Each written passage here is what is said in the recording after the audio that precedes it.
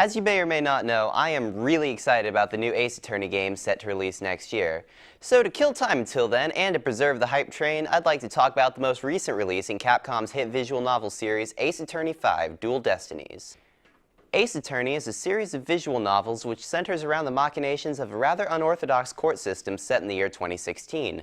In the Japanese version, the game takes place in an unnamed Japanese city, whereas Western localizations place it in Los Angeles, California.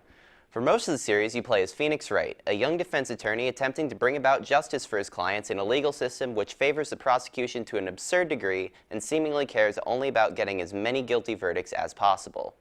The gameplay of Duel Destinies is fairly similar to that of the rest of the series. Half the game takes place during the investigation phase, in which you gather clues in an attempt to prove your client's innocence. The other half takes place in the courtroom itself, where you cross-examine witnesses and present evidence to back your case.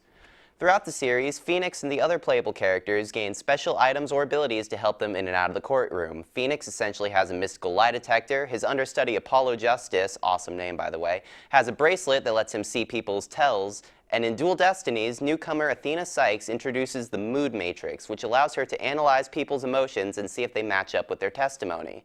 If you can't tell, I'm a huge Ace Attorney fan, so of course I'm going to hold the gameplay to a very high standard because the standard gameplay of the series is quite good.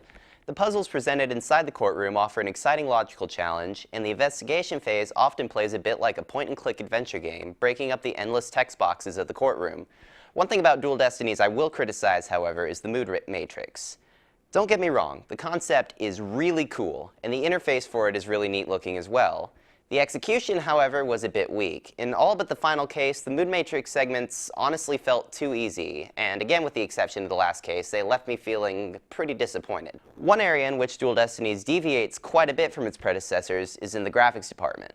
Not only is Duel Destinies the first Ace Attorney game to come out on the 3DS, but it's also the first of the series to be rendered using full 3D models rather than utilizing sprites as the first 4 games did.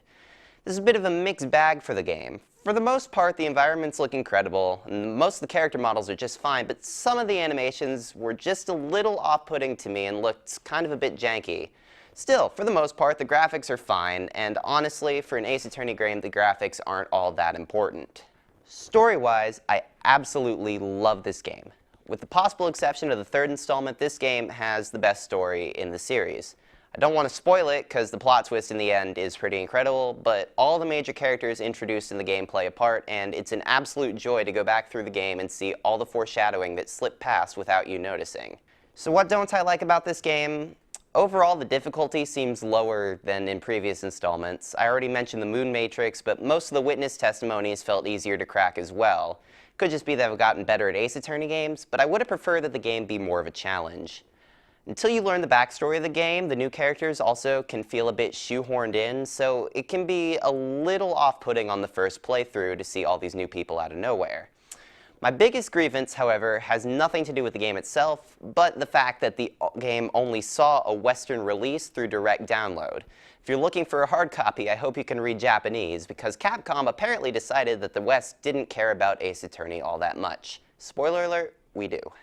Overall, while Ace Attorney Duel Destinies isn't the best game in the series, it's certainly not the worst either. It's a fun game to play, and it's memorable enough that it'll stick with you long after you finish playing, assuming you've got enough space on your SD card to download it, that is. Overall, I'd give this game an 8 out of 10. Now if you'll excuse me, I have to get back to punching tickets for the Ace Attorney 6 hype train. This has been Tyler, now back to the show.